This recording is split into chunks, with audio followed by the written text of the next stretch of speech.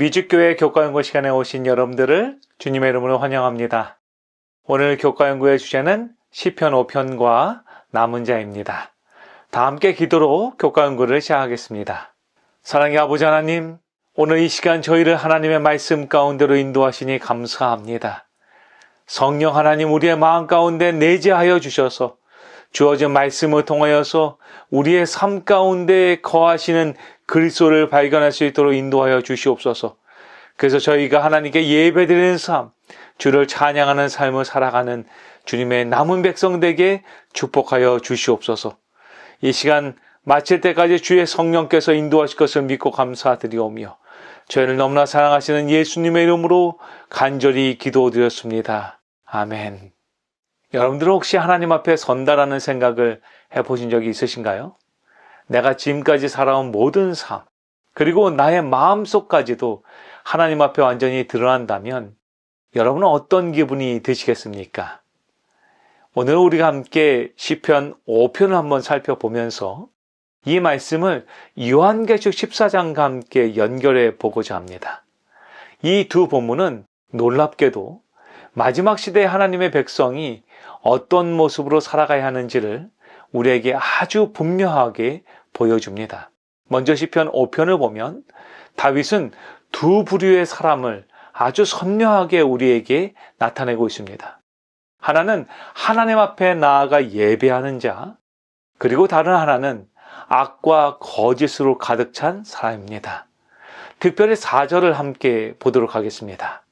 주는 죄악을 기뻐하는 신이 아니시니 악이 주와 함께 머물지 못하며. 이 말씀은 우리에게 여러분 무엇을 알려주고 있습니까? 하나님은 죄와 함께 하실 수 없다라고 성경은 분명히 말하고 있습니다. 그렇기 때문에 우리가 하나님의 임재 앞에 나아갈 때 우리는 반드시 정결한 상태로 가야 한다는 것이죠. 요한계시록 14장에서도 마찬가지로 이 두 부류의 무리가 등장합니다.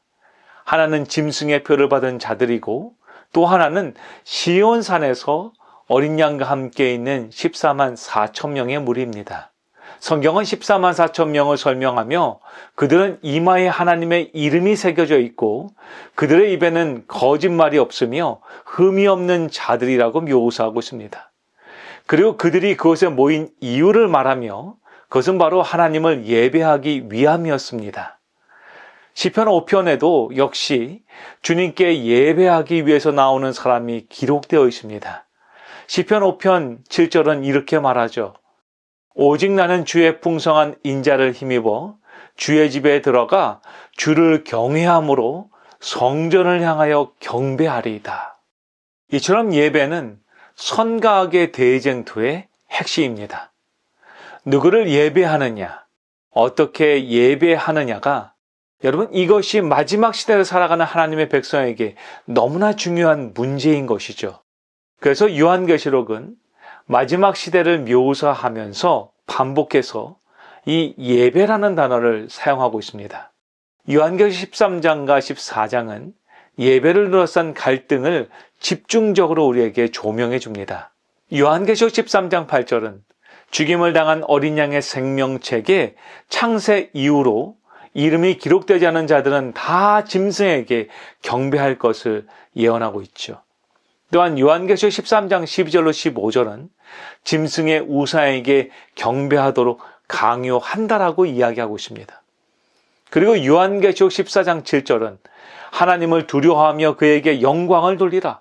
이는 그의 심판의 시간이 이르렀음이니 하늘과 땅과 바다와 물들의 근원을 만드신 이를 경배하라 하더라 라고 하면서 우리에게 권면하고 있는 것이죠.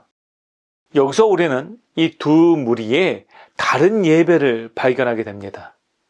한 무리는 그 경배의 대상이 짐승입니다.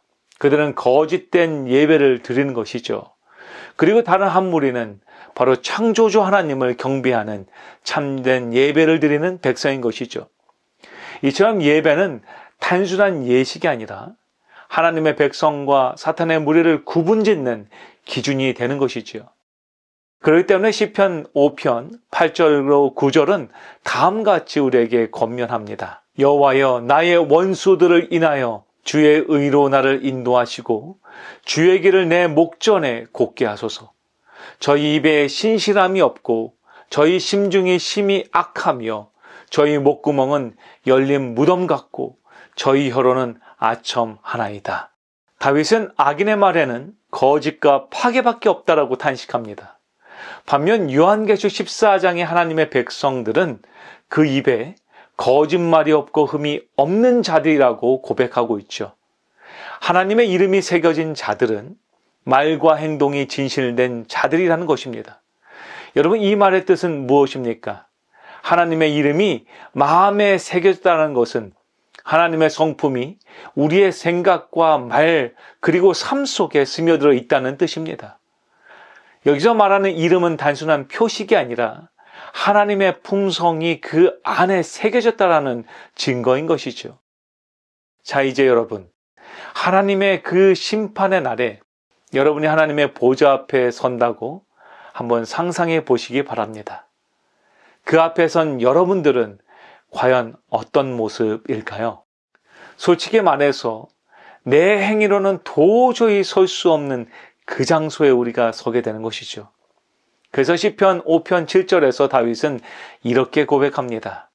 오직 나는 주의 풍성한 인자를 힘입어 주의 집에 들어가 주를 경외함으로 성전을 향하여 경배하리이다. 지금 다윗은 말합니다.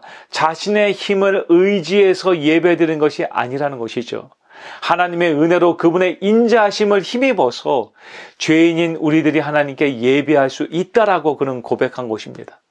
그래서 다윗은 말하기를 내가 의로워서 예배합니다가 아니라 주의 인자하심 때문에 나는 예배합니다라고 고백하고 있다는 것이죠. 그래서 요한계시록 14장에서도 새 천사의 기별이 세상을 향해 외쳐지고 하나님께 진정으로 예배드리는 사람들 역시 자신의 의로움으로 그분 앞에 나오는 것이 아니라 그들을 의롭다 여기시는 주님의 능력으로 비록 죄인이지만 주님의 이름에 힘입어서 주님께 예배를 드리러 서 있는 것입니다. 그래서 요한계시록 14장은 주님께 예배드리는 그 사람들을 묘사하며 다음같이 말하고 있습니다. 또 내가 보니 보라 어린 양이 시온산에 섰고 그와 함께 14만 4천이 섰는데 그 이마에 어린 양의 이름과 그 아버지의 이름을 쓴 것이 있도다. 요한은 분명하게 말합니다. 어린 양이 시온산에 섰고 그와 함께 성도들이 서 있다는 것입니다. 여러분, 이것이 바로 복음입니다. 우리가 구원받은 이유는 단 하나입니다. 바로 예수님께서 죄인인 우리의 죄를 구속하시고 우리와 함께 그곳에 거하시는 것, 그것이 바로 구원이라는 것이죠. 그래서 바울은 이렇게 고백합니다. 하나님이 죄를 알지도 못하신 자로 우리를 대신하여 죄를 삼으신 것은 우리로 하여금 저희 안에서 하나님의 의가 되게 하려 하심이니라. 아멘. 십자가 위에서 우리의 죄를 대신 지신 예수님. 그분이 지금도 하늘 성소에서 우리를 위하여 중보하고 계시며 우리를 정결케 하시고 그분의 이름을 우리의 마음에 새겨주고 계신 분이라는 것입니다. 그렇게 우리는 그분의 이름을 힘입어서 시온산의 주님과 함께 설 수 있게 되는 것이죠. 여러분, 하나님의 은혜를 진짜로 경험하면 우리는 가만히 있을 수가 없습니다. 시온산에 서 있는 사람들이 하는 것은 무엇입니까? 바로 어린 양의 찬양을 하고 주님을 예배하게 되는 것이죠. 다윗 역시 그렇게 말하였습니다. 시편 5편 11절은 이렇게 말하고 있죠. 주의 보호로 말미암아 영원히 기뻐 외치고 주의 이름을 사랑하는 자들은 주를 즐거워하리이다. 여러분, 이러한 찬양이 오늘 여러분의 마음 가운데 있으십니까? 다윗은 말합니다. 주를 사랑하는 자는 즐거워하며 기뻐 외친다는 것입니다. 그렇게 요한계시록 14장에서도 큰 소리로 외치며 마지막 복음을 선포하는 장면이 등장하는 것이죠. 그것은 단순한 전도가 아닙니다. 이것은 기쁨의 고백이고 구속받은 자의 감격의 외침인 것입니다. 각시대 대쟁투 651페이지는 저희에게 다음같이 권면하고 있습니다. 그들은 영광을 입으신 그리스도를 통하여 십자가에 달리신 그리스도를 볼 것이다. 광대한 우주의 무수한 세계들을 창조하시고 유지하시는 그분, 그룹과 영광의 스랍들이 즐겨 경배하는 사랑받는 하나님의 아들, 하늘의 왕께서 타락한 인류를 구원하시려 자신을 낮추시고 죄의 치욕과 슬픔을 지시고 아버지의 얼굴에서 숨겨진 채 마침내 잃어버린 세상의 죄 때문에 갈보리 십자가에서 당신의 심장이 터지고 생명이 떠나간 사실은 결코 잊혀지지 않을 것이다. 오늘 저희는 시편 5편과 요한계시록 14장을 통해서 한 가지 분명한 사실을 배우게 되었습니다. 그것은 바로 예배는 단순한 종교 행위가 아니라는 것입니다. 예배는 삶의 방향을 결정짓는 영적 전쟁의 핵심이라는 것이죠. 그래서 시편 5편의 다윗은 악인의 말과 삶에는 거짓과 파멸이 가득하지만 하나님께 예배드리는 자들은 주의 인자하심을 힘입어서 거룩한 성전을 향해서 나아간다라고 고백하는 것이죠. 그리고 요한계시록은 우리에게 보여주고 있습니다. 마지막 시대에도 여전히 하나님을 예배하는 남은 자들이 있다라는 것입니다. 그들은 짐승의 표를 거절하고 이마에 하나님의 이름을 새긴 채 시온산의 어린 양과 함께 서 있는 자들이라는 것이죠. 그렇다면 우리는 여기서 우리 자신에게 질문을 해보아야 합니다. 그것은 바로 나는 지금 누구를 예배하고 있는가라는 것이죠. 나의 입술과 삶은 하나님의 이름을 드러내고 있는가라는 것입니다. 그리고 나는 진실한 하나님의 예배자로 지금 살아가고 있는가? 우리는 우리 자신에게 질문해 보아야 한다는 것입니다. 사랑하는 성도 여러분이시여, 남은 자는 세상의 기준으로 성공한 사람들이 아닙니다. 남은 자는 오히려 세상의 조롱과 유혹을 이기고 하나님의 인자하심을 힘입어서 그분께 참된 예배, 회개의 제사를 드리는 자들이라는 것이죠. 우리가 시온산에 함께 서게 되는 이유는 우리의 공로가 아닙니다. 그것은 바로 우리 안에 새겨진 하나님의 이름, 곧 예수 그리스도의 의와 그분을 닮은 성품 때문에 우리는 그분 앞에 또한 그분과 함께 서 있게 된다는 것이죠. 그렇기 때문에 오늘 이 예배의 자리에서 우리는 반드시 결단해야 합니다.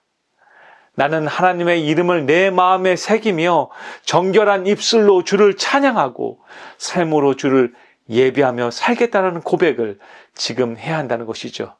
여러분, 이 결심이 오늘 우리 안에 있길 소망합니다.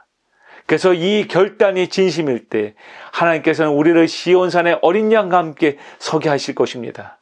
그날 우리는 부끄럼 없이 주님 앞에 설 것입니다. 그리고 이렇게 고백할 것입니다. 주님의 인자하심으로 주님, 저는 지금 여기에 서 있습니다. 여러분, 이 고백이 오늘 저와 여러분들의 고백이 되기를 간절히 소망합니다. 그래서 우리 모두 그 시온산에서 어린 양과 함께 서서 주를 찬양하는 믿음의 백성이 되길 소망하며 오늘 교과 연구를 마치겠습니다. 우리 함께 기도하겠습니다. 사랑과 은혜가 풍성하신 아버지 하나님, 이 시간 우리 마음에 하나님의 이름을 새겨주시니 주님 감사합니다. 우리의 입술에 거짓이 없게 하시고 우리의 삶에 주의 성품을 반영하는 거룩한 제물이 되게 하여 주시옵소서. 어떤 상황에서도 짐승의 표를 거절하게 하시고 오직 창조주 하나님만을 예배하며 살아가는 남은 자로 우리를 지켜주시옵소서. 주님, 우리가 이 땅에서 참된 예배자로 살다가 마침내 시온산의 어린 양과 함께 서 있는 그날까지 우리를 인도하여 주시옵소서. 저희를 사랑하시며 저희의 참된 구원자 되시는 주 예수 그리스도의 이름으로 간절히 기도드렸습니다. 아멘.